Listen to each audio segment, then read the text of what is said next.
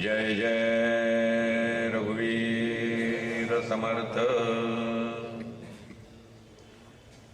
कृपया आपापले mobile silent मोडवर ठेवावेत किंवा स्विच ऑफ करून ठेवावेत, ही सगळ्यांना प्रेमाची विनंती।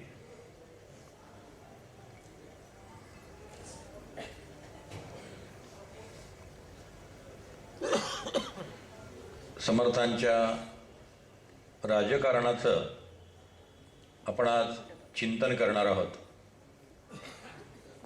समर्थांनी राजकारण हा शब्द नेमका कशासाठी आणि कोणत्या अर्थाने वापरला आहे ते आपण नीट समजून घेतलं पाहिजे। राजकारणाकडे पाहण्याचा त्यांचा दृष्टिकोन काय होता ते आपण नीट लक्षात घेतलं पाहिजे। शिवाजी महाराजांचं एक पत्र आहे, पत्राची तारीख आहे 4 ऑक्टोबर 1678। महाराष्ट्र शासनाने शिवाजी महाराजांची जी अधिकृत 212 पत्र छापलेली आहेत त्यात ते पत्र आहे। म्हणजे शासनाने ही खात्री करून घेतलेली आहे की शिवाजी महाराजांच्या सही, शिक्का आणि मोर्तबसह हे पत्र प्रसिद्ध झालेलं आहे, लिहिलं गेलेलं आहे। ते पत्र देशपांडेंनी जे शिवाजी महाराजांच्या पत्रांचा संग्रह छापलेला आहे त्यामध्ये अंतर्भूत झालेला आहे। इंग्रजी तारीख मी आपल्याला सांगितली 4 ऑक्टोबर 1678। त्या दिवशी तिथी विजयादशमी होती आणि चाफळची सनद या नावाने हे पत्र ओळखलं जातं। हे पत्र सध्या मुंबई हायकोर्टामध्ये आहे। चाफळच्या एका खटल्याच्या संदर्भात, चाफळच्या ज्या जमिनी आहेत त्या जमिनीच्या वादासंदर्भात हे पत्र हायकोर्टामध्ये सध्या उपलब्ध आहे। त्याची झेरॉक्स प्रत आपल्याला धुळ्याच्या समर्थ वाग्देवता मंदिरात पाहायला मिळते। म्हणजे अधिकृत असं हे पत्र आहे। त्यात शिवाजी महाराज लिहितात, पूर्वी राज्य संपादिले ते आपले चरणी अर्पण केले, ते समयी आज्ञा जाहली की तुमचा धर्म राज्य साधना आहे तेच तुम्ही करावे। राज्य साधना शब्द आहे बघा। राज्य साधना हा शब्द यापूर्वी कधी आपण ऐकला होता का? तो फक्त समर्थांनी वापरलेला आहे। पत्रात शिवाजी महाराजांच्या आहे पण तोंडी समर्थांच्या आहे। तुमचा धर्म राज्य साधना आहे तोच तुम्ही करावा। आणि पुन्हा राज्य साधना शब्द समर्थांच्या पत्रामध्ये येतो।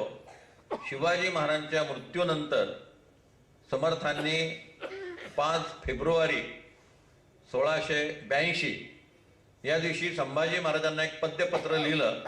त्या पद्यपत्रामध्ये शिवरायाचे 8वे रूप, शिवरायाचा 8वा प्रताप, शिवरायाचा 8वा साक्षेप भूमंडळी, शिवरायाचे कैसे बोलणे, शिवरायाचे कैसे चालणे, शिवरायाचे सलगी देणे कैसे असे, सकळ सुखांचा त्याग, साधुने करुणे साधिजे तो योग, राज्य साधनेची लगबग कैसी असे, त्याहून करावे विशेष, तरीच म्हणावे पुरुष, याउपरी आता विशेष काय लिहावे।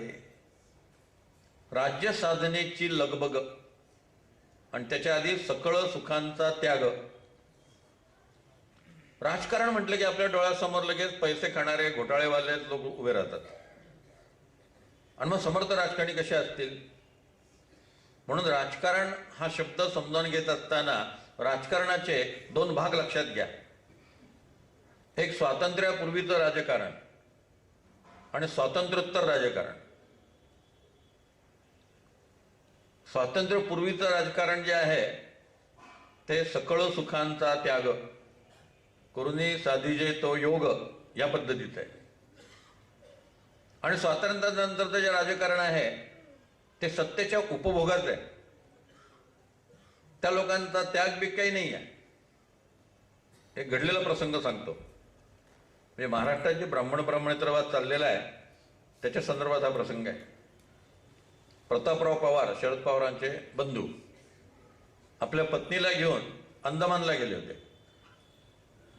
अंदमानचं तुरुंग त्यांनी पाहिलं तुरुंगातनं बाहेर पडल्यानंतर तिथे तुरुंगामध्ये कोण कोण लोक होते त्यांची यादीचा स्तंभ असा कोरलेला आहे. जसं स्वातंत्र्य सैनिकांच्या नावाचा स्तंभ एखाद्या गावात कोरलेला असावा, तसं अंदमानमध्ये राष्ट्रासाठी कोण कोण तुरुंगात होते, कोणी कोणी तर हालपेष्ट सहन केल्या, त्या सगळ्यांची नावं भिंतीवरती कोरलेली होती. प्रतापराव पवारांनी सगळी ती नावं वाचली आणि पत्नीकडे पण हसले. त्यांनी पत्नीला सांगितलं, तुम्ही सगळी नावं वाच आणि तुला काय सुचतंय ते सांग. ती गृहिणी होती, फार काय तिला बाहेरच्या राजकारणाचा याचा संपर्क नव्हता. त्याने ते सगळं वाचलं आणि ते मला काही सांगता येणार नाही. तेव्हा प्रतापराव पवार म्हणाले, ही सगळी जी नावं आहेत ही ब्राह्मणांची आहेत. अंदमानच्या तुरुंगामध्ये ज्यांनी हाल अपेष्टा सहन केल्या, मग ते सगळे सावरकर बंधू असतील, इतर अनेक कैदी असतील, तसे ब्राह्मण कुटुंबातले आहेत. स्वातंत्र्य मिळाल्यानंतर अन्य लोक सत्तेवरती आले आणि ते आता सत्तेवरून स्वतःलाच आरक्षण घेत आहेत. महाराष्ट्रातल्या 80% जमिनी ज्यांच्या ताब्यात आहेत, महाराष्ट्रातले बहुसंख्य साखर कारखाने ज्यांच्या ताब्यामध्ये आहेत, महाराष्ट्रातल्या बहुसंख्य शिक्षण संस्था ज्यांच्या ताब्यामध्ये आहेत आणि महाराष्ट्रातल्या मंत्रिमंडळामध्ये ज्यांची 75 ते 80% वर्णीय आहेत, ते लोक मागासलेले म्हणून स्वतःला संरक्षण घेत आहेत, आरक्षण घेत आहेत. ज्यांनी सत्याग केला ती माणसं बाजूला झाली. आमचं काम होतं सत्ता मिळवून द्यावी, इंग्रजांना इथून हकलावं, इंग्रजांना मी हकललं, आवर ड्युटी इज ओव्हर, ती बाजूला झाली. नको ती माणसं सत्तेवरती बसली. चांगली माणसं सत्तेवरती असणं, चांगल्या माणसांच्या हातात देशाची सूत्र असणं हे फार महत्वाची गोष्ट आहे. समर्थाने म्हटलंय, मोठे ते पाप लोकांचे प्रभू जर जाणता नसे. समर्थाने प्रभू शब्द राजा या अर्थाने वापरलेला आहे. राजकारणाबद्दलच ते पत्र आहे. त्या पत्रामध्ये ते म्हणतात, मोठे ते पाप लोकांचे प्रभू जर जाणता नसे. राजा जर जाणता नसेल तर ते कोणाचं पाप आहे? लोकांचं पाप आहे. उत्तर प्रदेशाच्या लोकांचं पाप आहे. म्हणून असला हरामी मनुष्य तिथं मुख्यमंत्री आहे. कशामुळे असं घडतं? सामान्य मनुष्य राजकीय दृष्ट्या उदासीन राहतो. आपल्या संबंध देशाचा इतिहास जर आपण पाहिला तर सामान्य माणसाची राजकीय उदासीनता ही आपल्या अधपतनाला कारणीभूत आहे.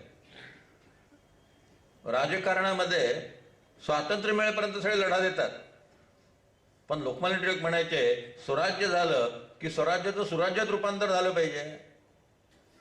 गांधीजींनी त्याला रामराज्य शब्द वापरला. हे कोण करणार? त्यासाठी जे सत्तेवरती आलेले आहेत ती माणसं तशी असली पाहिजेत. आपण पाहतो की दुर्दैवाने 1947 साली भारत स्वतंत्र झाल्यानंतर जे लोक सत्तेवरती आले ते इंग्रजांपेक्षा वाईट होते. मी अत्यंत जबाबदारीने बोलतोय. इंग्रजांच्या याच्यात तेवढं करप्शन नव्हतं, इंग्रजांच्या याच्यात एवढा स्त्रियांवर अत्याचार नव्हता, एवढे अन्याय नव्हते. त्याच्याहूनही अत्यंत जुलमी राजवट आपल्या देशावरती आली. प्रगती नाही झाली असं मी अजिबात म्हणणार नाही. प्रगती झाली. शेवटी सत्तेवरती तुम्ही आल्यानंतर तुम्हाला काही काम करावंच लागतं. आणि तुम्ही काही काम केलं म्हणजे काय आमच्यावर उपकार केले काय? तुम्हाला त्यासाठी मी निवडून दिलं होतं. मंत्री आणि संसदेचे सदस्य हे जनतेचे सेवक आहेत, नोकर आहेत, ही कल्पना आपण विसरून गेलो. अमेरिकेमध्ये, इंग्लंडमध्ये, फ्रान्समध्ये कुठल्याही मंत्र्याची बॅग उचलायला कोणी असत नाही. ते आपल्या केबिनमध्ये जातात, आपली ब्रीफकेस घेऊन जातात. आमचे तर लोळण काय घेतील, पायाला स्पर्श काय करतील, त्यांची बॅग काय घेतील, त्यांना कडेवर काय घेतील. आचार्य रजनीशांत एक फार सुंदर वाक्य आहे. आचार्य रजनीश म्हणतात, एखादं राष्ट्र किती विकसित झालं आहे हे पाहायचं असेल तर त्या राष्ट्रामध्ये राजकारणी लोकांचं स्थान काय ते बघावं. ज्या देशात राजकारणी माणसांचा फार उदो होतो ते राष्ट्र मागासलेले म्हणून समजा. परदेशामध्ये कोणी एवढं राजकारणी लोकांच्या मागे नसतं. गोव्याला मी अनेकदा व्याख्यानाला जातो. गोव्यामधल्या मंत्र्यांची कुठल्याही प्रकारची फार मोठी बरदास्त नसते. अनेकदा मंत्री लोक आमच्याबरोबर जेवायला असतात. मला एके ठिकाणी व्याख्यान यायला सुरू झालं त्या मिनिस्टर 15 मिनिटं थांबले होते. जसे परवा पादुकांसाठी 2 तास माया सिंग थांबल्या. आमचीच गाडी ट्रॅफिक जॅममध्ये आम्ही अडकलो, तिथं जायला उशीर झाला. मिनिस्टर येऊन बसले, त्यांनी 15 मिनिटं थांबले होते. त्यांनी घरी चहाला बोलवलं. तिथे ते लोक मिनिस्टरकडे आपण चहा प्यायला जाऊ शकतो, त्यांच्याशी गप्पा मारू शकतो. एका कीर्तन संमेलनाच्या उद्घाटनाला मी होतो, तर ते शिक्षण मंत्री म्हटले, मी एक 5 मिनिटं तुमचं भाषण ऐकेन आणि मी निघून देईन, मला काम आहे. म्हटलं ठीक आहे. पण माझं भाषण त्यांनी पूर्ण 1.25 तास ऐकलं. ते म्हणजे मला आवडलं म्हणून मी बसून राहिलो. नंतर म्हटलं तुम्ही आमच्याबरोबर जेवायला थांबलात तर बरोबर वाटेल, चला की येतो की म्हटलेले, जेवायला आले. मंत्रीने असं कोण मोठा लागून गेलेला आहे? आपल्या देशामध्ये काही काही लोकांचं आवाज स्तोम माजवलं गेलेलं आहे.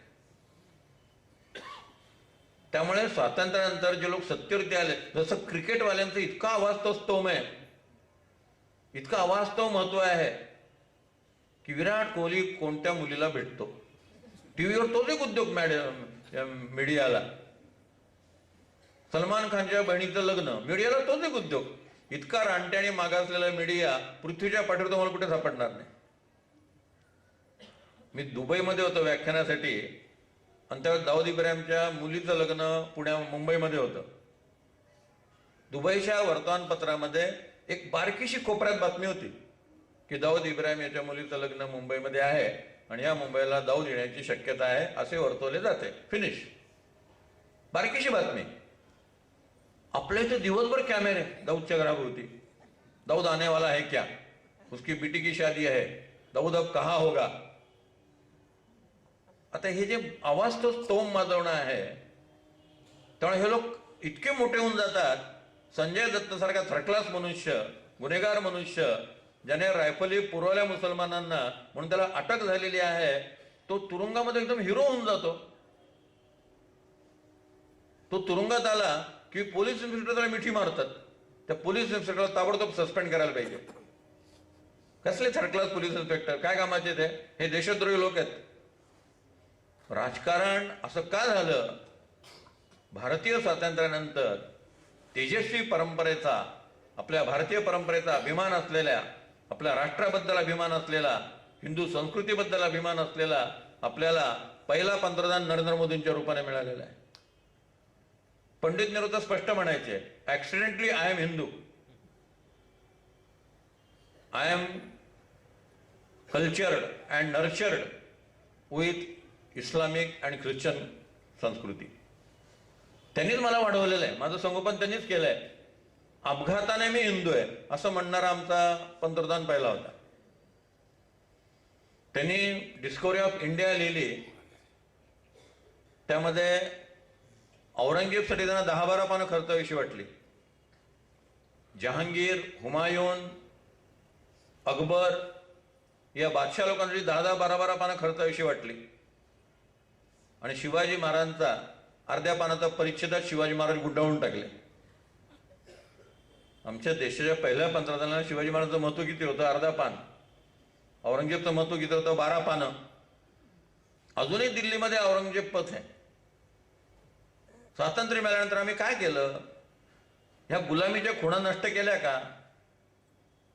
स्वातंत्र्यवीर सावरकर एक शब्द वापरत असत, सद्गुण विकृती, चांगुलपणाचा अतिरेक. समर्थांचे पत्रात लिहिले, समयासारखा समयोयना, नियम सहसा चालेना, नियम धरता राजकारणा अंतर पडे, अति सर्वत्र वर्जावे, प्रसंग पाहोनी चालावे, हटनिग्रही न पडावे, विवेकी पुरुषे. आम्ही स्वातंत्र्यानंतर औरंगजेब रस्ता का बरं नाही रद्द केला? पेशव्यांनी दिल्लीपर्यंत बंदर मारली, सगळं आपण कौतुकाने सांगतो. त्यांनी वाटेतली मुसलमानांची जी थडकी होती, औरंगजेबची समाधी औरंगाबादला असेल तर काय कारण आहे खुलताबादला?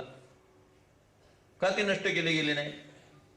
आम्ही स्वतंत्र झाल्यानंतर प्रतापगडावरला अफजल खानाचं थडगं उचलून का फेकून दिलं नाही? त्यांनी आमची 3000 मंदिरं पाडली, तेव्हा आम्हाला विचारलं होतं का? त्यांनी रामाचं मंदिर पाडलं, आम्हाला काही विचारायला आलं ते रामाचं मंदिर पाडू का ठेवू म्हणून? रामाचं मंदिर पाडलं, कृष्णाचं मंदिर पाडलं, विश्वनाथ काशीचं मंदिर पाडलं, हजारो मंदिरं पाडली. ते काही विचारायला गेले नाही. आम्ही स्वतंत्र झाल्यानंतर, आम्ही पुरुषार्थाने पराक्रम केल्यानंतर औरंगजेबने अफजल खानाची थडगी का ठेवली? हे संभाजी ब्रिगेडचे हरामखोर लोक दादाजी कोंडदेवांचा पुतळा तिथून हलवतात. मग अफजल खानाचा थडगं का नाही हलवत? अफजल खान तर मारायलाच आलेला होता. त्याचं हिस्टॉरिकल प्रूफ आहे, त्याचं रेकॉर्ड आहे. दादोजी कोंडदेव ब्राह्मण होता हे नालायक लोकांकडनं आम्हाला कळलं. आम्ही त्यांना मराठा समजत होतो. दादाजी कोंडदेव म्हणजे शिवाजी महाराजांचा मावळा, दादाजी कोंडदेव म्हणजे शिवाजी महाराजांचा सरदार. त्याची जात कोणती आहे आम्ही कधी विचार केला नव्हता. ह्या देशद्रोही आणि समाजकंटक लोकांनी आम्हाला जाणीव करून दिली की दादोजी कोंडदेव ब्राह्मण होता. तो पण आम्हाला माहिती नव्हतं. तो पुतळा घाईने हलवला. मग अफजल खानाचं थडकं का नाही हलवत? ते उचलून का नाही फेकून देत? ज्या औरंगजेबने संभाजीला हाल हाल करून मारलं, हात तोडले, पाय तोडले, जीभ कापली, डोळे फोडले आणि मुंडकं कापून त्याचा आनंदोत्सव साजरा केला, त्या औरंगजेबची समाधी हे काय महाराष्ट्र भूषण आहे त्याचं थडगं? का ते उचलून फेकून दिलं जात नाही? अति चांगुलपणा. या बाबतीत शिवाजी महाराज आणि समर्थ रामदास धटासी धट, उद्धटासी उद्धट या पद्धतीचे राजकारणी होते. समर्थांनी कोणत्या रामायणातला प्रसंग घेतला माहिती नाही, पण समर्थांच्या रामायणाचा प्रसंग आहे युद्धकांडामध्ये. जेव्हा राम काही हरत नाही ते पाहिलं, तेव्हा इंद्रजिताने निकुंबिनी देवीचा यज्ञ केला. जो मनुष्य निकुंबिनी देवीचा यज्ञ व्यवस्थित पार पडतो त्याचा युद्धामध्ये विजय होतो, त्याला हरवता येत नाही. मिर्झा राजे जयसिंग जेव्हा शिवाजी महाराजांच्यावरती चालून आले, तेव्हा नर्मदेच्या काठावरती ओंकारेश्वरच्या जवळ त्यांनी हा यज्ञ केला होता. मिर्झा राजे जयसिंगने निकुंबिनी देवीचा यज्ञ केल्यामुळे त्या लढाईमध्ये शिवाजी महाराजांना माघार घ्यावी लागली आणि मिर्झा राजे जयसिंग यशस्वी ठरले. समर्थांच्या युद्धकांडात स्पष्ट उल्लेख आहे की जेव्हा इंद्रजिताने रात्री हा यज्ञ सुरू केला, तेव्हा प्रभू रामचंद्रांनी हनुमंताला सांगितलं, तू त्या यज्ञामध्ये विघ्न आण, त्या यज्ञात तू विघ्न आण. आणि हनुमंताला सांगितलं, वेळ पडली तर तू मंदोदरीची विटंबना कर, म्हणजे इंद्रजित यज्ञातनं आपोआप उठेल. आणि तो यज्ञातनं उठला आणि यज्ञाचा नियम मोडला की तो यज्ञ पूर्ण होऊ शकत नाही.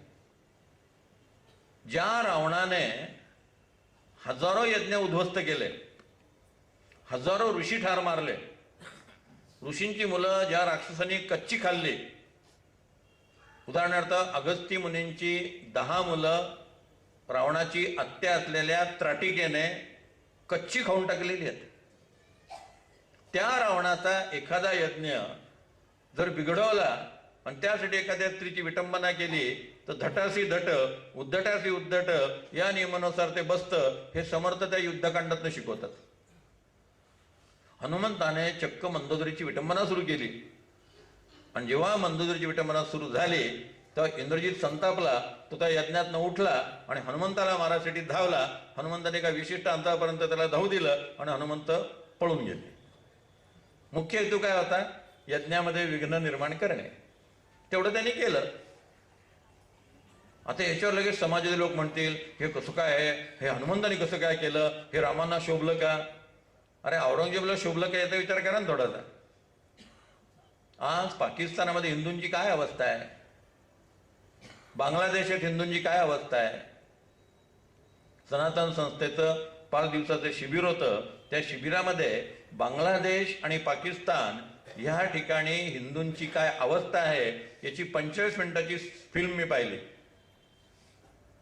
तिथं हिंदू मुलगी 16 वर्षाची झाली की वडिलांना तिचं लग्न मुसलमान माणसाशी लावावंच लागतं.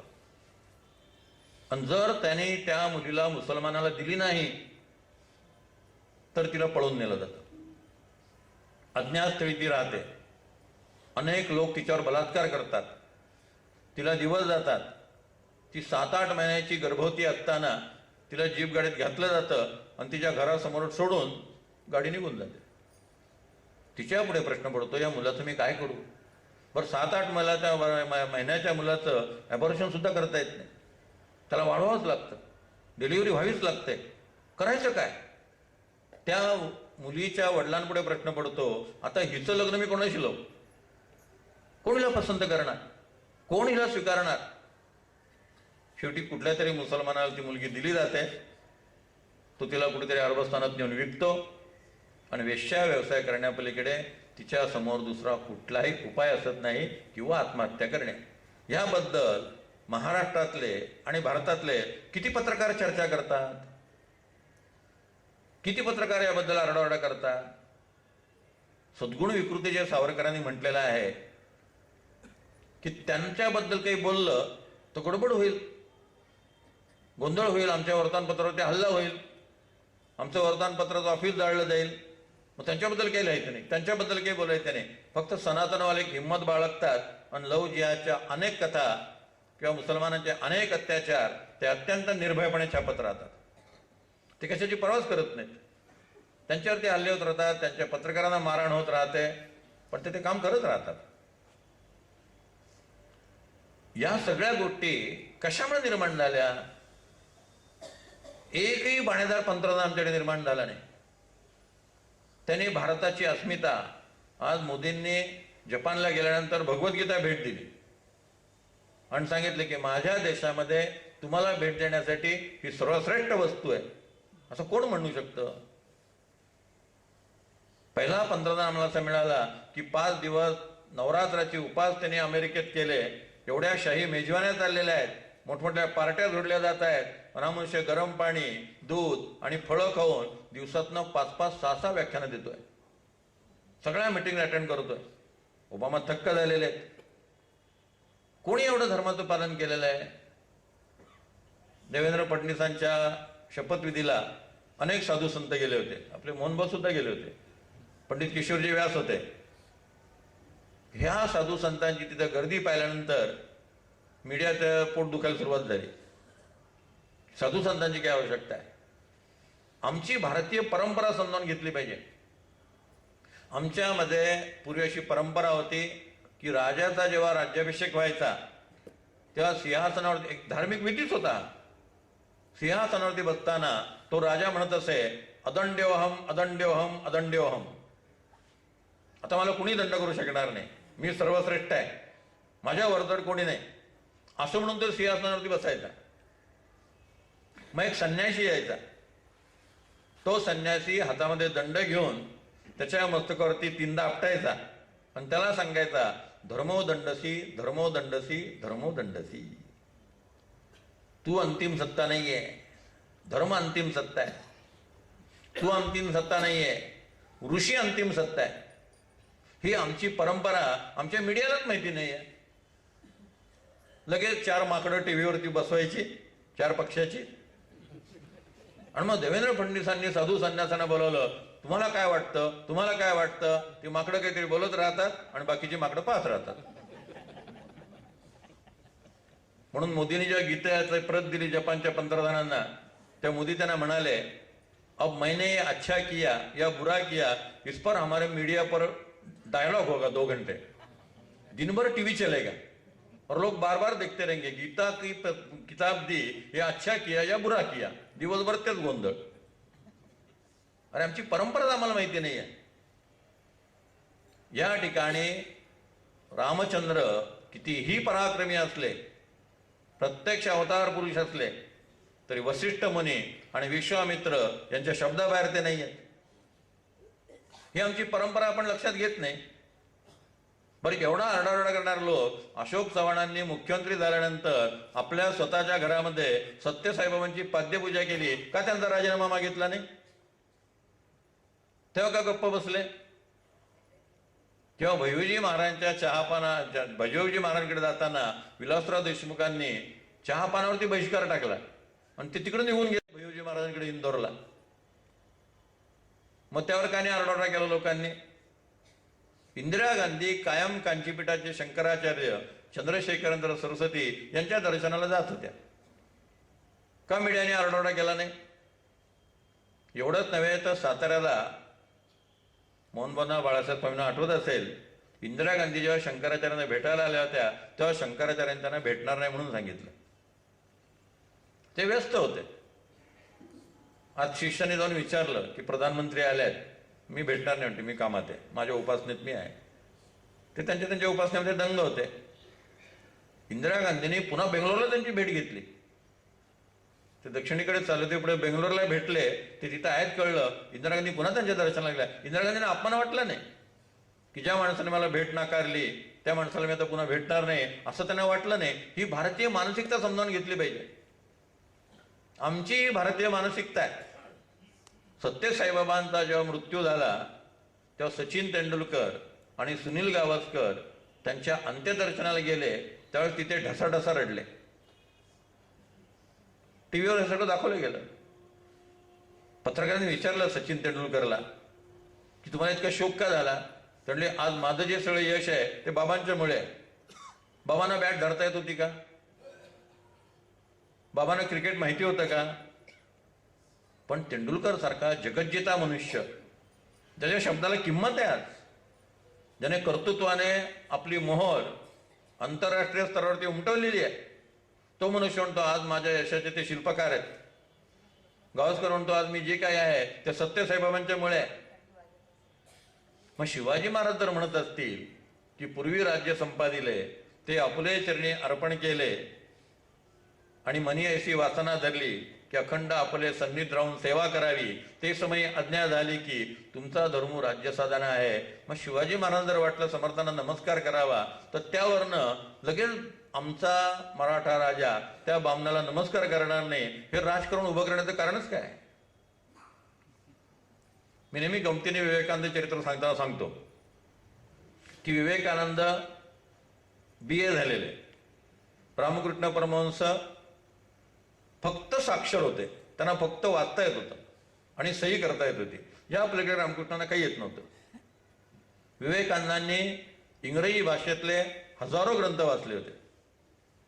रामकृष्णांना रामायण, महाभारत, भागवत या पलीकडे कुठलाही ग्रंथ माहिती नव्हता, आणि ते बंगाली भाषेतले, ओरिजिनल नाहीच, संस्कृतचा संबंधच नव्हता. बंगाली भाषेतलं रामायण, महाभारत, भागवत त्यांनी वाचलेलं होतं, बाकी कुठल्याही वाचनाचा संस्कार नाही. असं असताना विवेकानंद रामकृष्णांना शरण जातात. गमतीने मी महाराष्ट्र सांगत असतो, फार चांगलं झालं की रामकृष्ण एखादं बंगालमध्ये झाले, ते जर महाराष्ट्रात झाले असते तर विवेकानंद ब्रिगेड स्थापन झाली असती.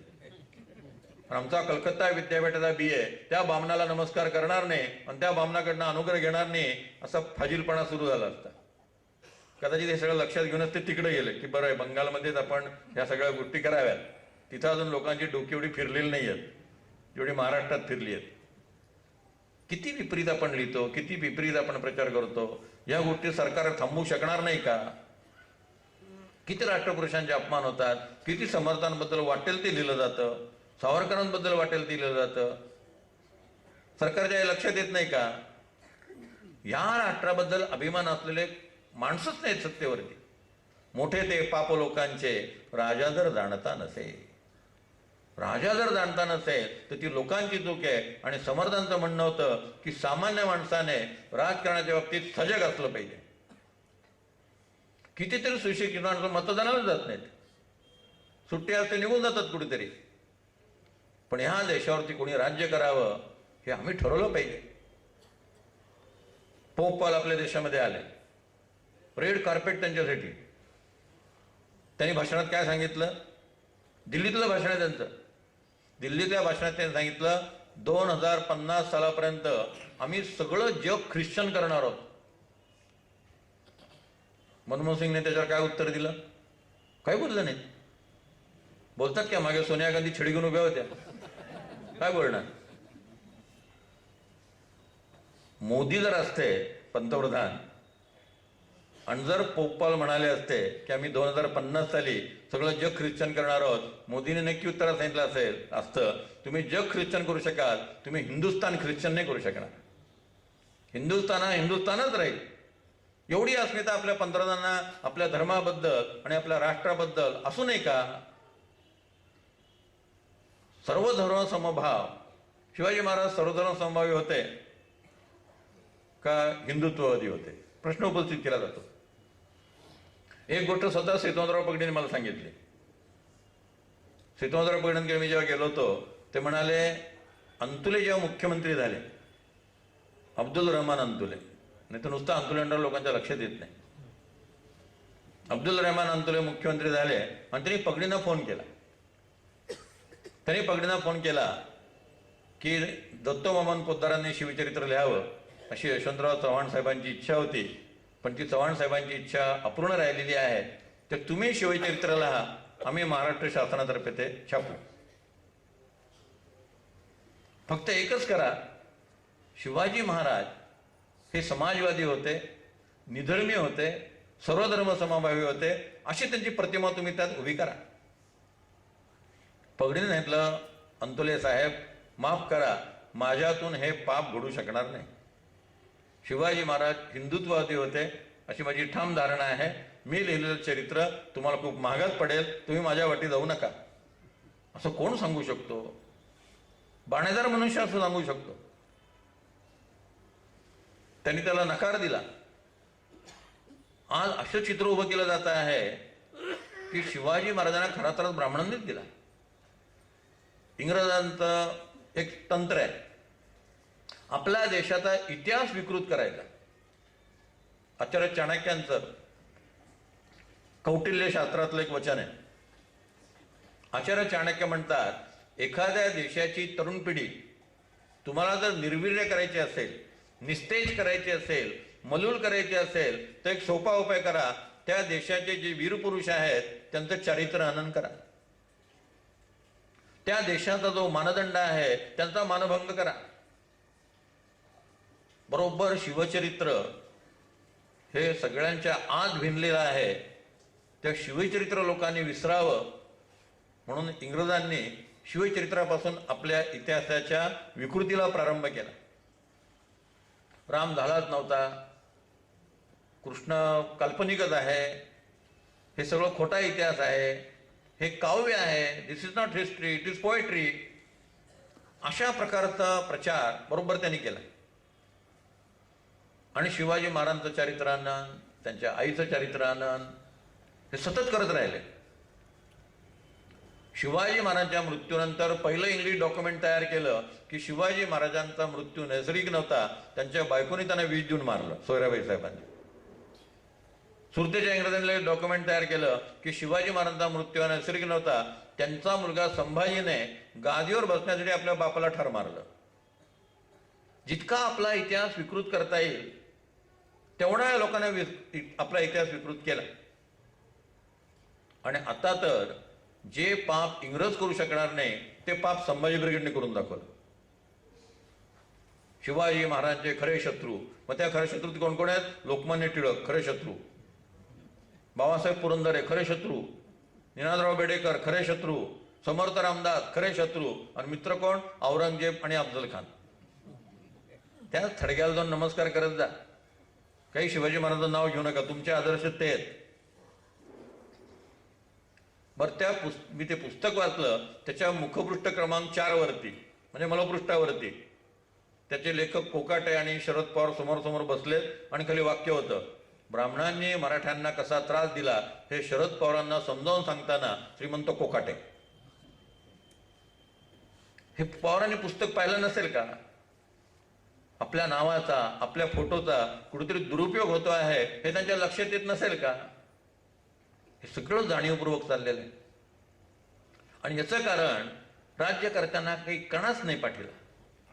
राज्य करणे विकले गेलेले आहेत, भ्रष्ट झालेले आहेत. पहिल्यांदा देशामध्ये चांगलं तेजस्वी हिंदुत्ववादी सरकार आलेलं आहे, ज्यांना आपल्या धर्माचा, आपल्या परंपरेचा अभिमान आहे.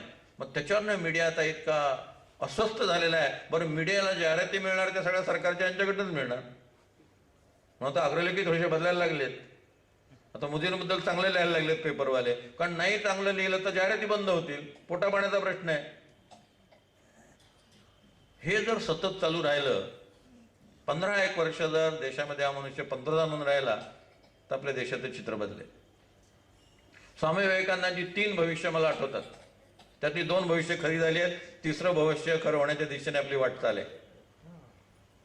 1897 साली इंग्लंडमध्ये भाषण करताना स्वामी विवेकानंद म्हणाले होते की लक्षात ठेवा, तुम्ही इंग्रज लोक आमच्यावरती राज्य करत आहात, पण अजून 50 वर्षांनी माझा भारत स्वतंत्र झाला असेल आणि इंग्रज हे जगातलं एक कर्जबाजारी राष्ट्र असेल.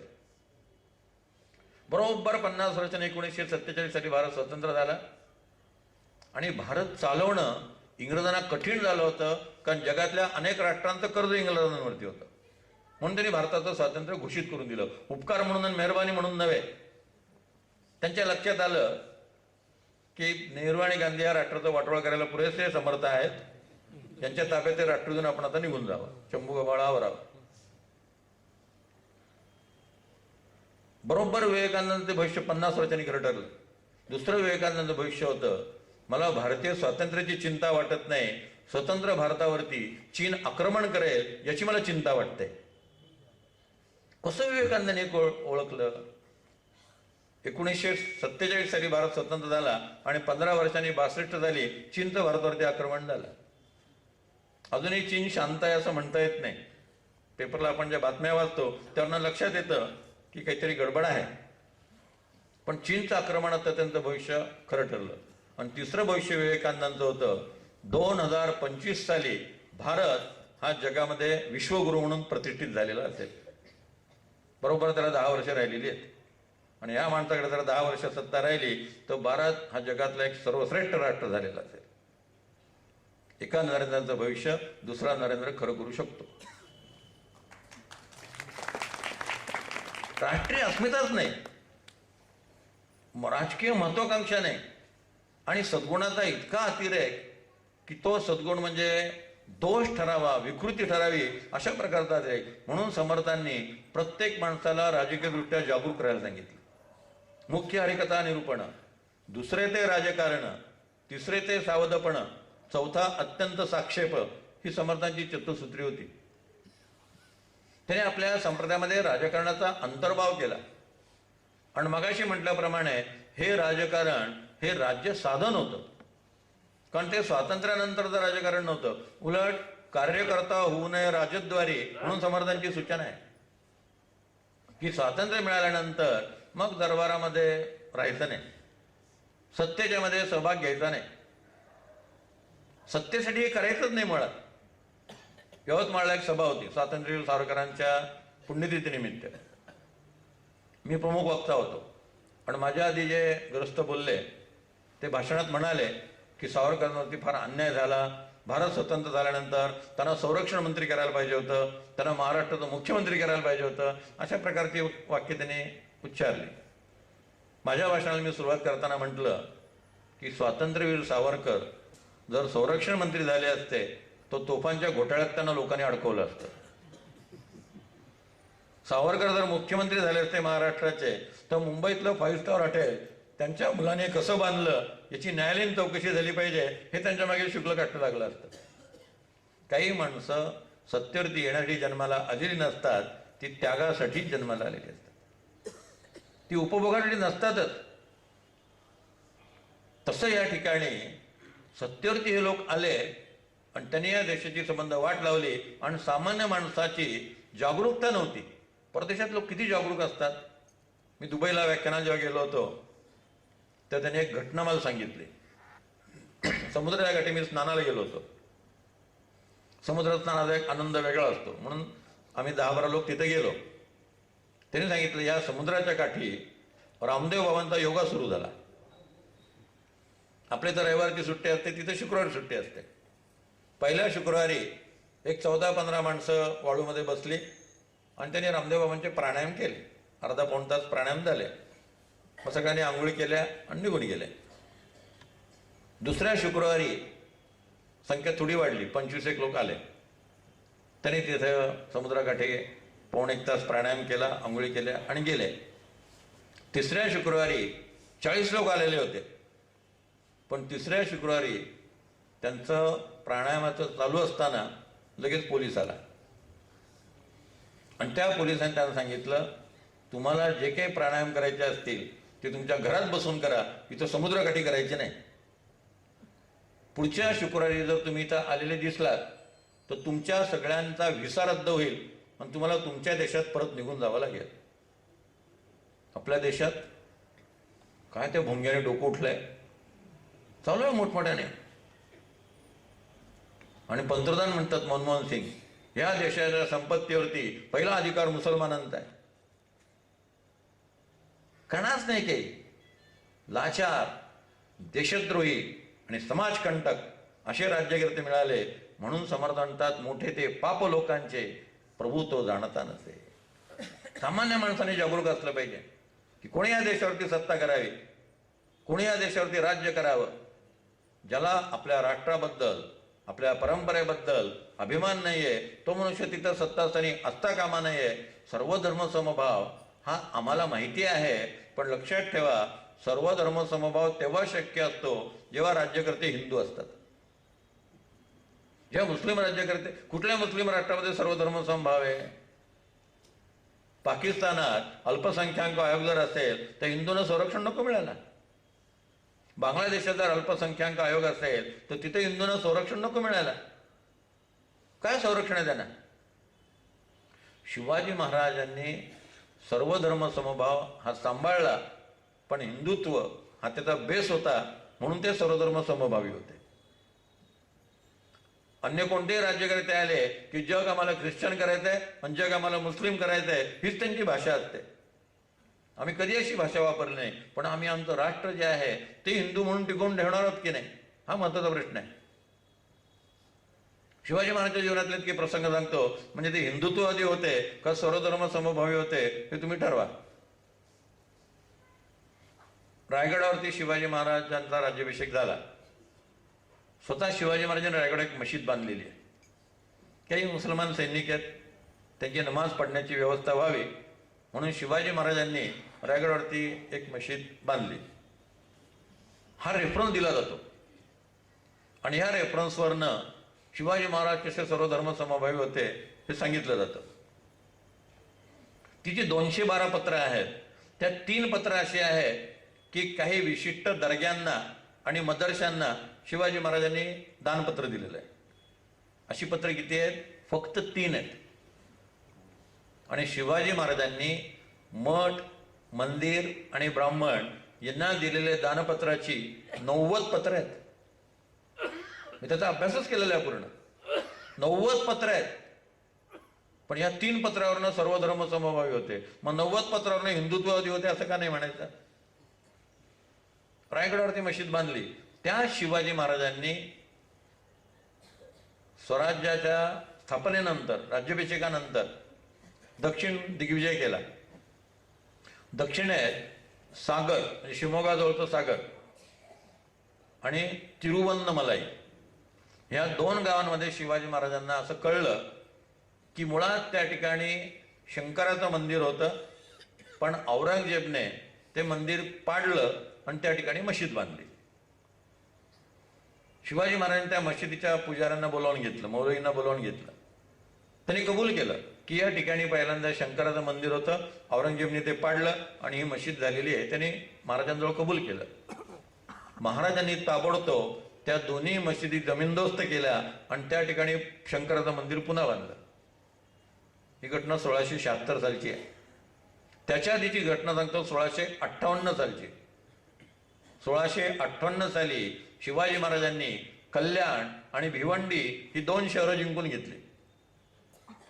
कल्याणला एक गोपालकृष्णाचं मंदिर होतं, ते पाडून तिथं औरंगजेबने मशीद बांधली होती. भिवंडीला एक शंकराचं मंदिर होतं, ते पाडून औरंगजेबने तिथं मशीद बांधली होती. शिवाजी महाराजांनी या दोन्ही मशिदी जमीनदोस्त केल्या आणि त्या ठिकाणी पुन्हा शंकराचं आणि कृष्णाचं मंदिर उभं केलं. नाशिकला जेव्हा शिवाजी महाराज आले होते तेव्हा नाशिकला एक कृष्णाचं मंदिर पाडून तिथेही औरंगजेबने मशीद बांधली होती. शिवाजी महाराजांनी ते मशीद पाडली आणि तिथं पुन्हा मंदिर बांधलं. मग जो नियम या 5 मंदिरांना आहे तो अयोध्येच्या राम मंदिराला का बरं नाही? तो नियम मथुरेच्या कृष्ण मंदिराला का नाही? तो काशी विश्वनाथाच्या मंदिराला का नाही? मोठे ते पाप लोकांचे प्रभू तो जाणता नसे. शिवाजी महाराजांनी केलं, मात्र सर्व धर्म समभावी होते का हिंदुत्ववादी होते? तुम्हीच निर्णय घ्या. सुरतेवर हल्ला केला. सुरतेमध्ये रेव्हरंड एम्ब्रॉस हा मुख्य पादरी होता. शिवाजी महाराजांची माणसं सुरत जाळतायत पाहिल्यानंतर त्याने एका हातात क्रॉस घेतला, एका हातात बायबल घेतलं, शिवाजी महाराजांना भेटायला आला आणि त्या रेव्हरंड एम्बररने सांगितलं, तुमचं मोगलांशी भांडण आहे, आमचा काही संबंध नाही आहे, तर तुम्ही आमचं चर्च जाळू नये अशी आमची तुम्हाला विनंती आहे. शिवाजी महाराज म्हटले, काळजी करू नका, तुमच्या चर्चला धक्का सुद्धा लागणार नाही. लगेच या एका घटनेवरनं महाराज सर्वधर्म समभावी होते सांगितलं जातं. सुरतेत एक ख्रिश्चन बाई होती, ती 32 वर्षाची होती. ती मतिमंद मुलांची शाळा चालवत होती, चांगलं काम करत होती. 30-40 मतिमंद मुलं त्यांना ती सांभाळत होती. त्यांचं खाणं पिणं सगळं तिथं होत होतं. तिने पाहिलं की जागोजागी जाळपोळ सुरू आहे. सगळ्या मुलांना तिने खोलीमध्ये कोंडून टाकलं, स्वतःही खोलीमध्ये बसली. नंतर तिने खिडकीतनं पाहिलं 10-12 मावळे आलेले आहेत आणि त्यांनी त्या शाळेला वेढा घातलेला आहे. तिने कल्पना केली की आता त्या आत येणार, बहुतेक जाळपोळ सुरू होणार, आपण तरुण आहोत, सुंदर आहोत, आपल्याला पकडले जाईल आणि शिवाजी महाराजांच्या इथं आपली रवानगी केली जाईल आणि महाराज आपल्या जनानखान्यात आपल्याला ठेवतील. त्याची तिने मोगलांचं पाहिलं होतं, तसंच काहीतरी घडेल. तिने सगळी तयारी केली होती मानसिक. जेव्हा 2-2.5 तास झाले, कोणीच काही करेना आणि सगळे मावळे नुसते उभे आहेत, तिने धाडस केलं, दार उघडलं आणि त्या मावळ्याने तिने विचारलं, तुम्हाला पाणी वगैरे प्यायला पाहिजे का? ते मावळे म्हटलं नको. तुम्हाला काही खायला प्यायला पाहिजे का? ते म्हटलं नको. तुम्ही तर कशासाठी उभे आहात? तर त्या मावळ्याने सांगितलं, आम्हाला आमच्या राजाने सांगितलंय की 30 वर्षाची एक तरुण ख्रिश्चन मुलगी मतिमंद मुलांसाठी काम करते आहे, तिच्या केसाला धक्का लागणार नाही आणि तिचं शील सांभाळलं जाईल याची तुम्ही काळजी घ्या. न मागता मिळालेलं संरक्षण. सहज विषयांतर म्हणून दुसरा जाताचा मुद्दा सांगतो. बाबासाहेब पुरंदरे यांना संभाजी ब्रिगेडच्या लोकांचे फोन येत होते, हात तोडू, पाय तोडू, मारून टाकू, याद राखा, त्या सभेत आलात तर बघा, तुम्ही अध्यक्ष झालात तर बघा, असे फोन आणि पत्र. पुण्याच्या स्वारगेट पोलीस स्टेशनच्या कक्षेत बाबासाहेबांचं घर येतं. बाबासाहेब स्वारगेट पोलीस कमिशनरकडे गेले आणि त्यांनी ती पत्र आणि ते सगळे फोन सांगितले आणि म्हटलं की मला तुम्ही संरक्षण द्या. पोलीस कमिशनरचं लेखी पत्र मी वाचलेलं आहे. सध्या पोलिसांचा तुटवडा असल्यामुळे आम्ही तुमचे संरक्षण करू शकत नाही, पण असे काम करणाऱ्या काही खाजगी संस्था असतात त्यांच्याकडून तुम्ही संरक्षण घ्यायला हरकत नाही. पोलीस कमिशनरच्या सहीचं पत्र मी स्वतः वाचलेलं आहे. आणि शाहरुख खान सारख्या थर्ड क्लास माणसाचा आय एम खान म्हणून भिकारचोट सिनेमा प्रसिद्ध झाला. उद्धव ठाकरेंनी तो प्रसिद्ध होऊ देणार नाही म्हणून म्हटलं होतं. तेव्हा शाहरुख खानच्या त्या सिनेमासाठी 3 आठवडे 6,000 पोलीस रोज होते. ज्या माणसाने वयाच्या 18व्या वर्षापासून 88व्या वर्षापर्यंत, आता ते 92 वर्षाचे आहेत, मी सांगतोय 4 वर्षापूर्वीची गोष्ट आहे, ज्या माणसाने 18व्या वर्षापासून 88व्या वर्षापर्यंत शिवचरित्र सायकलवरनं जाऊन घरोघर दारोदार पोहोचवलं, गावोगावात व्याख्यानं दिली, आज तुम्हाला मला शिवचरित्र माहिती आहे ते फक्त बाबासाहेब पुरंदरेंना माहिती आहे, त्यांचे हातपाय संभाजी ब्रिगेडवाले तोडणार, हा त्यांचा पुरुषार्थ. आणि आमचं सरकार माय नेहमीच खानसाठी 6,000 पोलीस 3 आठवडे आणि बाबासाहेबांना संरक्षणाला पोलीस नाही. शिवाजी महाराजांना त्या बाईला संरक्षण दिलं, रेव्हरंड एम्ब्रॉसला शब्द दिला, ते सर्वधर्म समभावी होते. लगेच सुरुवात. ते शिवाजी महाराज गोव्यामध्ये आले आणि बारदेशला आले, म्हणजे बारबाडोस. बारदेशला आल्यानंतर त्यांना असं कळलं की तिकडला जो गव्हर्नर आहे त्याने एक वटहुकूम काढला. त्याने असा वटहुकूम काढला की ज्यांना गोव्यात राहायचं आहे त्याने ख्रिश्चन धर्म स्वीकारला पाहिजे. त्याने जर ख्रिश्चन धर्म स्वीकारला तर इथं त्यांना जमिनी विकत घेता येतील आणि इथं त्यांना व्यापार करता येईल. मात्र ते जर हिंदू असतील तर त्यांना जमिनी विकत घेता येणार नाही, व्यापार करता येणार नाही. असे रिस्ट्रिक्शन आज मणिपूरला आहे, मेघालयला आहे, नागालँडला आहे. मी माझी मुलगी आसामला असते, तिच्याकडे गेलो होतो तेव्हा मणिपूर, नागालँड या सगळ्या स्टेटमध्ये मी जाऊन आलो, मिझोराम. तिथं त्या लोकांनी सांगितलं इथं हिंदूंना व्यापार करता येत नाही, इथं हिंदूंना घरं विकत घेता येत नाही, त्या ठिकाणी ख्रिश्चन व्हावं लागतं. कारण या स्टेटमध्ये 80% ख्रिश्चन लोक आहेत. त्यांनी ठरावच समज करून घेतलाय लोकसभेत, विधानसभेत. काय चाललेलं आहे देशात लक्षात घ्या. तसा हा ठराव या गव्हर्नरने मांडला आणि एका महिन्यामध्ये 200 हिंदू कुटुंबांनी ख्रिश्चन धर्माचा स्वीकार केला आणि बाप्तिस्मा घेतला. त्यांना बाप्तिस्मा देण्यासाठी 4 पाद्र्यांची नियुक्ती केली गव्हर्नरने. कारण मोठ्या प्रमाणात आता लोक बरोबर हिंदू ख्रिश्चन होतील, ज्यांना धर्माची फार आवश्यकता नाही आहे, पैसा हवा आहे, संपत्ती हवी आहे, ते लोक बरोबर धर्मांतर करतील आणि व्यापारामध्ये गुंतवतील पैसे. म्हणून 4 पाद्री नियुक्त केले. हे सगळं शिवाजी महाराजांना कळलं. शिवाजी महाराजांनी आपल्या मावळ्यांना सांगितलं तुम्ही ते 4 पाद्री शोधून काढा आणि त्यांना पकडून इथं आणा. म्हणजे महाराजांची माणसं एक्सपर्ट. त्यांनी बरोबर ते 4 माणसं शोधून काढली आणि शिवाजी महाराजांसमोर हजर केली. शिवाजी महाराजांनी त्या 4 सांगितलं की तुम्ही हिंदू धर्म स्वीकारा, मी तुम्हाला 4 हिंदू धर्माची दीक्षा देणार आहे, ताबडतोब ख्रिश्चन धर्म टाकून द्या. ते 4 म्हटले नाही आम्ही नाही हिंदू धर्म स्वीकारणार. शिवाजी महाराज म्हटलं I am busy man, I have no time, quick decision, ताबडतोब निर्णय घ्या, तुम्हाला 5 मिनिटाची वेळ देतो. 5 मिनिटात त्यांनी सांगितलं की आम्ही काही हिंदू धर्म स्वीकारणार नाही. शिवाजी महाराजांनी 4 मुंडकी कापली, चांदीच्या तपकात ठेवली, त्याच्यावर एक छान शाल अशी पांघरून ठेवली आणि आपल्या वकिलाला सांगितलं इंग्रज गव्हर्नरला भेट आणि त्याला सांग शिवाजी महाराजांकडनं सप्रेम भेट with best compliment from king Shivaji. त्याने ते सगळं घेतलं आणि गव्हर्नर समोर ठेवलं. वरची शाल पाहिल्यावर गव्हर्नरला वाटलं काहीतरी नजराने शिवाजी महाराजांनी पाठवला असेल. त्याने ती शाल बाजूला केली आणि 4 पाद्र्यांची मुंडकी पाहिली आणि गव्हर्नर घाबरला. गव्हर्नरने विचारलं महाराज रागवलेत का? त्यांनी हो म्हणले महाराज रागवलेत. काय झालं? तुम्ही असा ठराव मांडलात आणि त्यामुळे महाराज संतापलेले आहेत. महाराजांना सांगा आम्ही तो ठराव रद्द करतो, कृपा करून असे संतापू नका. ज्याला पराक्रम म्हणतात. ओबामाने लादेनला मारलं, नुसतं मारलं नाही, त्याचं प्रेत ताब्यात घेतलं. कारण लादेनचं प्रेत जर तिथं ठेवलं असतं तर पाकिस्तानमध्ये त्याचं मोठं मंदिर झालं असतं, पाकिस्तानमधला प्रसिद्ध दर्गा झाला असता. त्याचं प्रेत ताब्यात घेतलं, त्याचे तुकडे तुकडे केले, कोल्ह्या कुत्र्यांना खायला घातले आणि लादेनचं रक्त आणि मांस खाल्ल्यामुळे ते कुत्रे दहशतवादी होतील म्हणून त्या कोल्ह्यांना आणि कुत्र्यांना गोळ्या घडून ठार मारलं. याला डिसिजन म्हणतात, याला राष्ट्राभिमान म्हणतात. अमेरिकेने साधं मनमोहन सिंगांना सांगितलं की आम्हाला तुमची भूमी वापरायला द्या, तुम्ही जर भारताची भूमी आम्हाला वापरायला दिली तर आम्ही पाकिस्तानवरती हल्ला करतो आणि सगळे दहशतवादी तळनायचे करतो. मनमोहन सिंगला निर्णय घ्यायची क्षमता कुठे? मॅडम नाही म्हटल्या, छडी मॅडमची, लगेच नाही म्हणून सांगून टाकलं.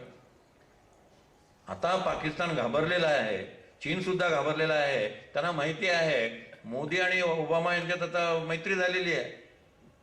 उद्या मोदींनी अमेरिकेने विचारलं की आम्हाला तुमची भूमी देत आहे का, आणि अमेरिकेचं सगळं लष्कर जर आपल्या भूमीवरती आलं तर ते चीन आणि पाकिस्तान दोघांना नष्ट करेल.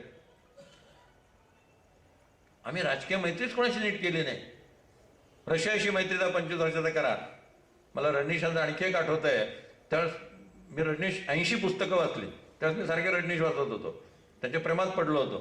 त्यावेळेस त्यांच्या एका पुस्तकात त्यांनी लिहिलं होतं भारताचा रशियाशी 25 वर्षाचा मैत्रीचा करार झाला होता. पण ओशोने त्या पुस्तकात लिहिलं होतं जे राष्ट्र 15 वर्षानंतर मरणार आहे त्याच्याशी म्हणले यांनी 25 वर्षाचा करार केला. भारताचा खरा मित्र अमेरिका आहे हे भारतीय लोकांना कळणार केव्हा, असं त्यावेळेस मोदींनी प्रश्न उपस्थित केला होता. आणि बरोबर 15 वर्षानंतर रशियाचे तुकडे तुकडे झाले आणि सगळ्यांमधनं सोव्हिएट रशिया हे राष्ट्रच नष्ट झालं. आता रशिया हे एक दुर्बळ राष्ट्र आहे. ज्यांच्याशी तुम्ही मैत्री केली तेच संपुष्टात आले. अरे मैत्री पराक्रमी माणसाची करायची, सामर्थ्यशाली माणसाची करायची असते. आज अमेरिकेमध्ये भारतातले लोक मोठमोठ्या पदावरती आहेत, राजकारणात ते महापौर पदापर्यंत पोहोचलेत, संसदेमध्ये त्यांनी आता प्रवेश केलेला आहे. आणि आपल्या 1523 त्यांनी पाहिलं की हा मनुष्य उपास म्हणजे खरा उपास करतो, रात्री सुद्धा उपास करतो, हा गुपचूप चोरून खात नाही काही. एवढी शाही पार्टी असताना जसं त्या नचिकेताचं वैराग्य महाराजांनी पाहिलं तसं यांचं वैराग्य त्यांनी पाहिलं. कोणाशी आपण मैत्री करत आहोत? राष्ट्रीय अस्मिता ही जागी राहिली पाहिजे, म्हणून समर्थांनी राजकारणाबाबतीत जागरूक राहायला सांगितलं.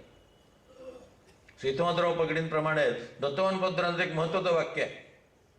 दत्तवान पोद्दार म्हणतात की शिवाजी महाराजांनी ज्या ज्या ठिकाणी काही विशेष पराक्रम केलेला आहे त्या सगळ्या स्थानांच्या अवतीभोवती समर्थांच्या मठाचं जाळं आहे. हे का, याचं संशोधन झालं पाहिजे. किती जवळजवळ सगळे मठ आणि मंदिर आहेत शिवाजी महाराजांच्या किल्ल्यांच्या. आपण जर पुण्याला आलात आणि सिंहगडावरती गेलात, सिंहगडावरती समर्थ रामदासांचा मारुती आहे. प्रतापगडावरती गेलात, प्रतापगडावर रामदास स्वामींचा मारुती आहे. रायगडावरती गेलात, रायगडावर रामदास स्वामींचा मारुती आहे. बघ, पुरातत्व खात्याने पाट्या लावलेल्या आहेत, समर्थ रामदास स्थापित हनुमान मंदिर अशी पाटीच आहे पुरातत्व विभागाची. ती पाटी सगळा विचार केल्याशिवाय लावू शकतच नाहीत, ते सगळी छाननी केल्याशिवाय लावता येत नाही त्यांना. पण शिवाजी महाराजांच्या 3 महत्वाच्या किल्ल्यांवर समर्थांची मारुती. प्रतापगडाचा नुसतं अफजल खान वध प्रकरण आपण जर घेतलं तर प्रतापगडावरती ज्या ठिकाणी अफजल खानाला मारलं तिथं वर प्रतापगडावर रामदास स्वामींचा मारुती आहे.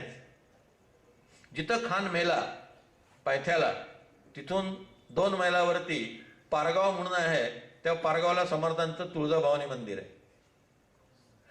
पारगावरनं खाली उतरायला लागलं आणि पसरणीचा घाट लागला की पसरणीला समर्थ रामदासांचा मारुती आहे. तुम्ही मेढा मार्गे साताऱ्यात जर आलात तर वाटेत महाबळेश्वर आणि मेढा या 2 ठिकाणी रामदास स्वामींची स्थापन केलेले मारुती आहेत. तुम्ही पाचगणी वाई मार्गे जर खाली उतरलात तर पाचगणी वाई या 2 ठिकाणी समर्थांचे मारुती आहेत. वाईहून तुम्ही जर पुण्याच्या दिशेने निघालात तर वाटेत कण्हेरी लागतं, त्या कण्हेरीला समर्थ रामदासांचा मारुती आहे. थोडं पुढे आलात की 10 मैलावरती शिरवळ लागतं, त्या शिरवळला समर्थ रामदासांचा मारुती आहे. इकडं साताऱ्यात आलात तर सातारा माहुली या ठिकाणी समर्थांचा मारुती आहे. माहुलीहून थोडे कोरेगावकडे वळलात तर माहुलीहून 10-15 मैलावरती कोरेगाव आहे, कोरेगावला समर्थांचा मारुती आहे. थोडं म्हसोड रस्त्याला गेलात तर म्हसोडला समर्थ रामदासांचा मारुती आहे. म्हसोडच्या अलीकडे गोंदवला आहे, त्या गोंदवल्याला समर्थ रामदासांचा मारुती आहे. इतक्या जवळजवळ मठ असण्याचं कारण काय?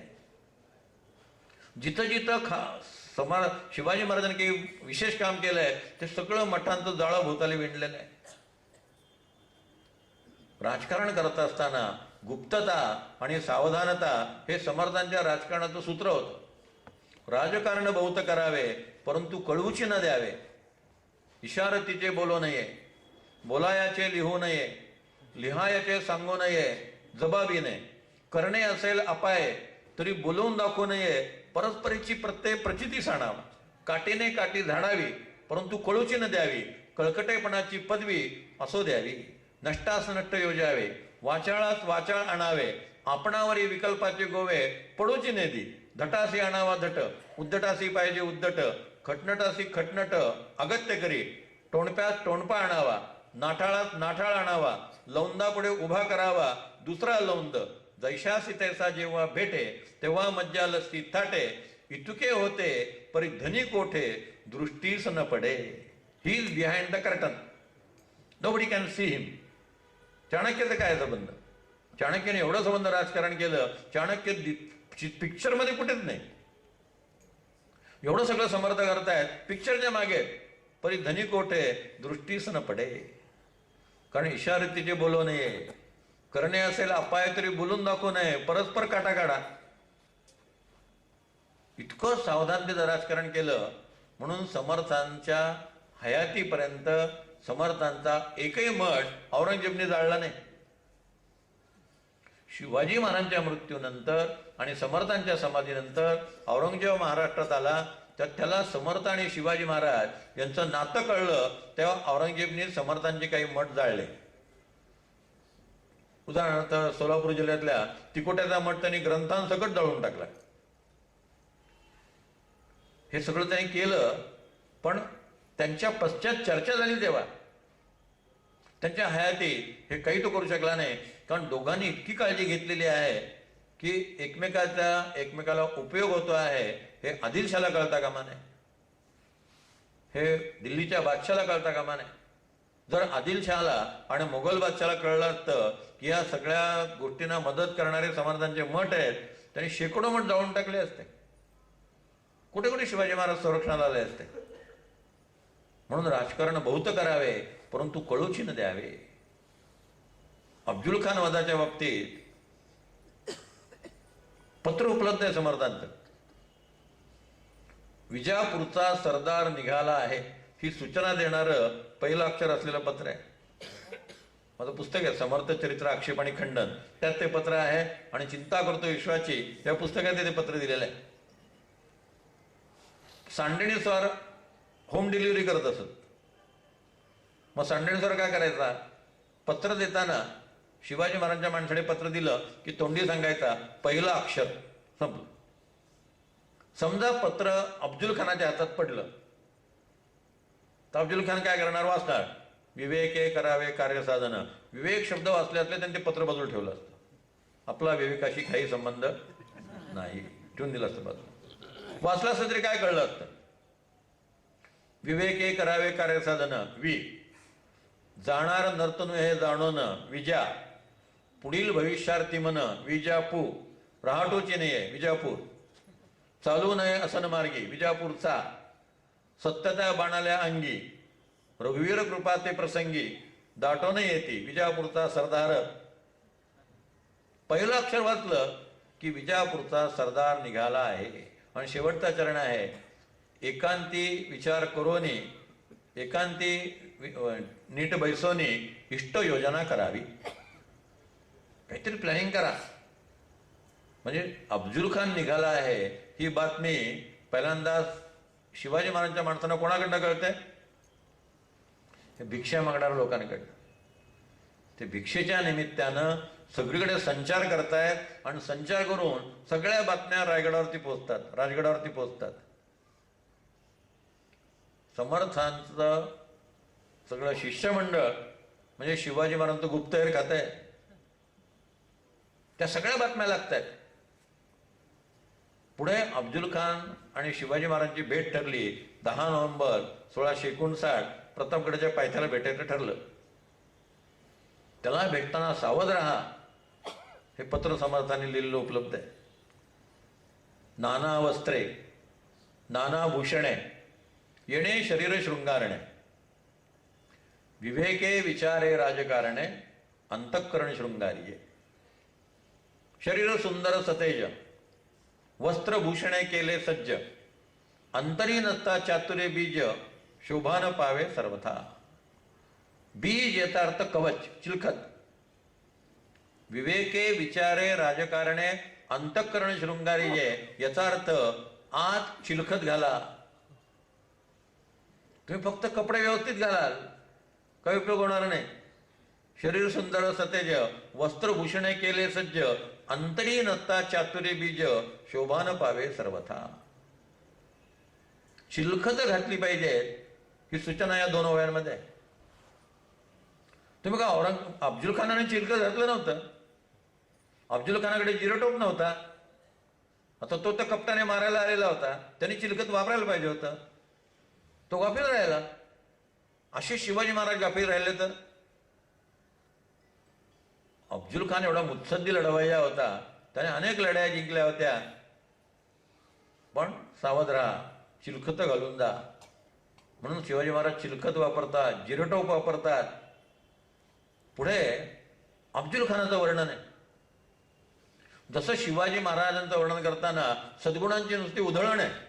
यशवंत, कीर्तिवंत, सामर्थ्यवंत, वर्धवंत, पुण्यवंत आणि जयवंत, जाणता राजा, धीर उदार सुंदर, शूरक्रियेशी तत्पर, आचारशील, विचारशील, दानशील, धर्मशील, सर्वज्ञपणे सुशील सकळा ठाई, या भूमंडळाचे ठाई धर्मरक्षी ऐसा नाही, महाराष्ट्र धर्म राहिला काही तुम्हा कारणे.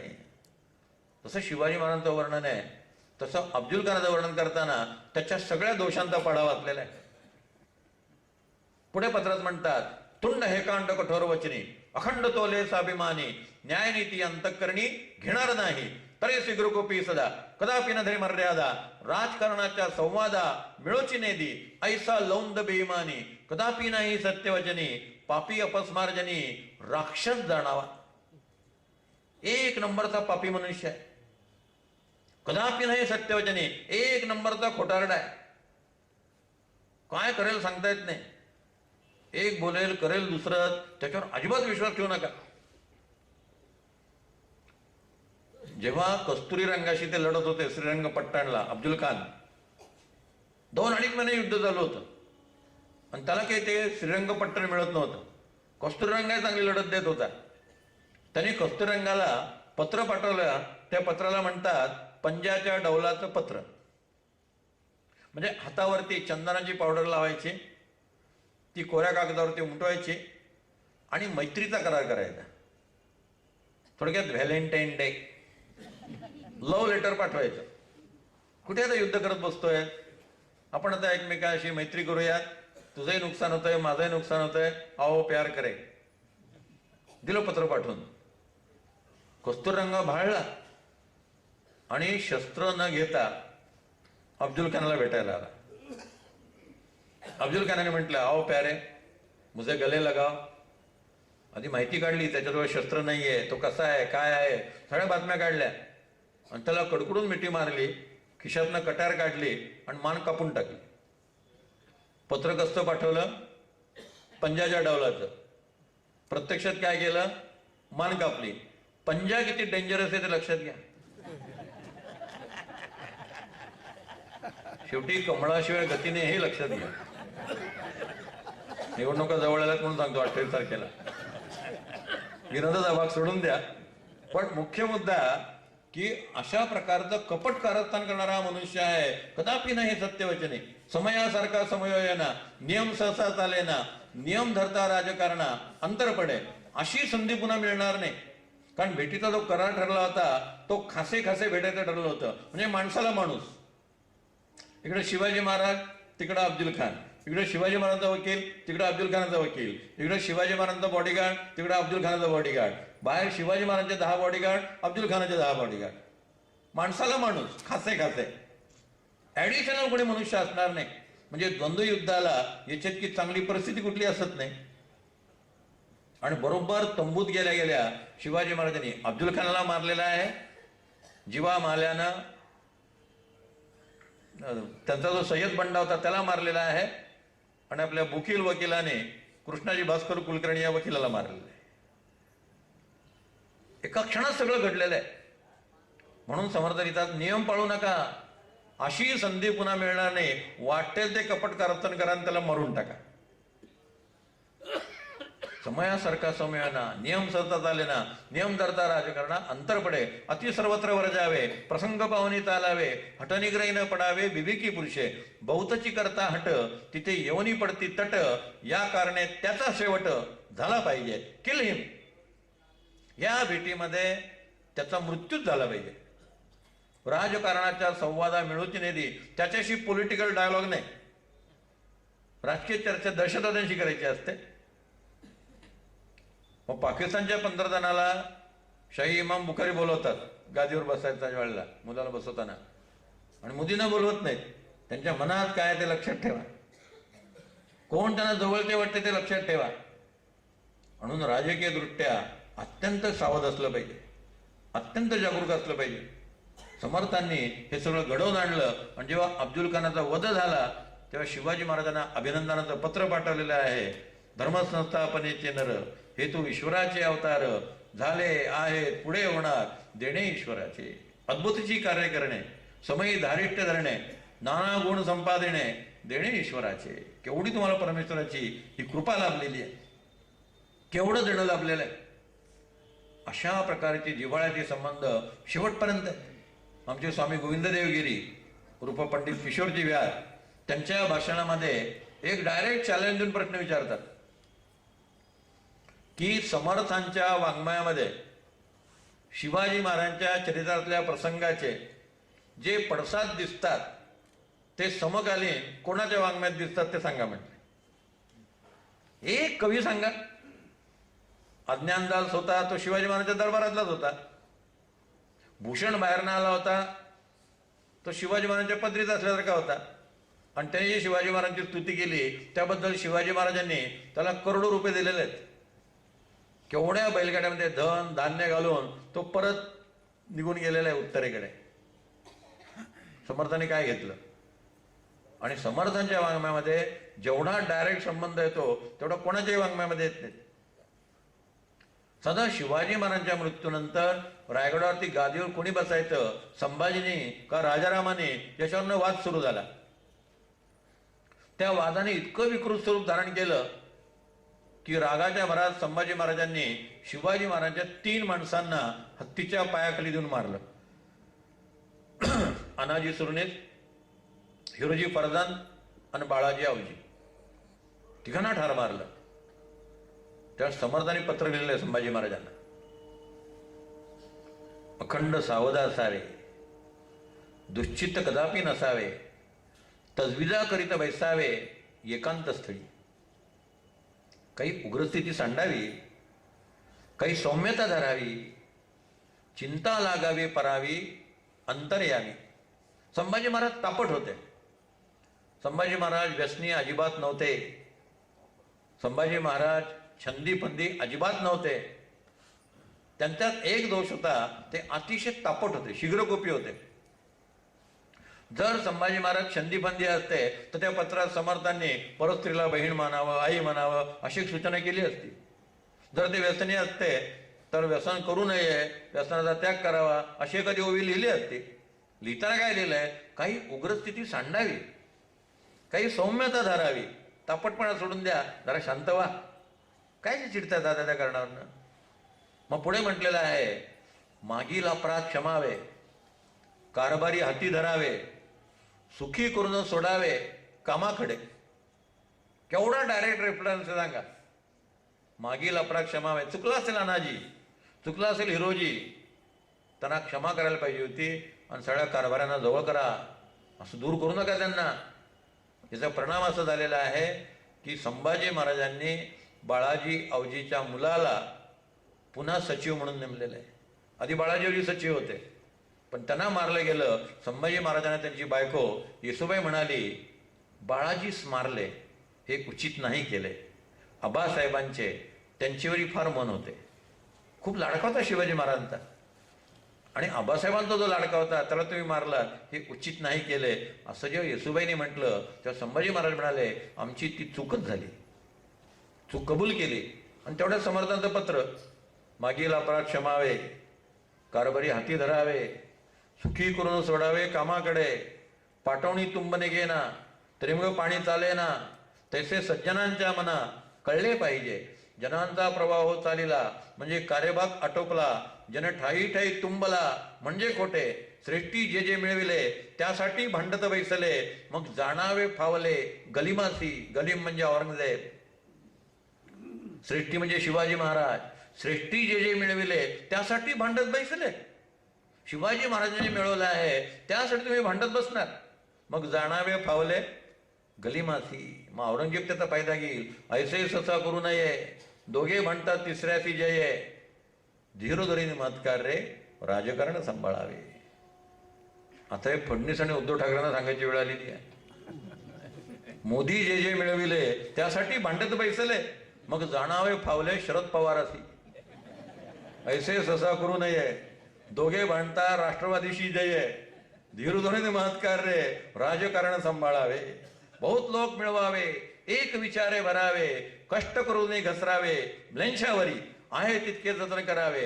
पुढे अनेक मिळवावे, महाराष्ट्र राज्य करावे, जिकडे तिकडे शिवरायास आठवावे, जीवन तृणत मानावे, योलोकी परलोकी उरावे कीर्ती रूपे.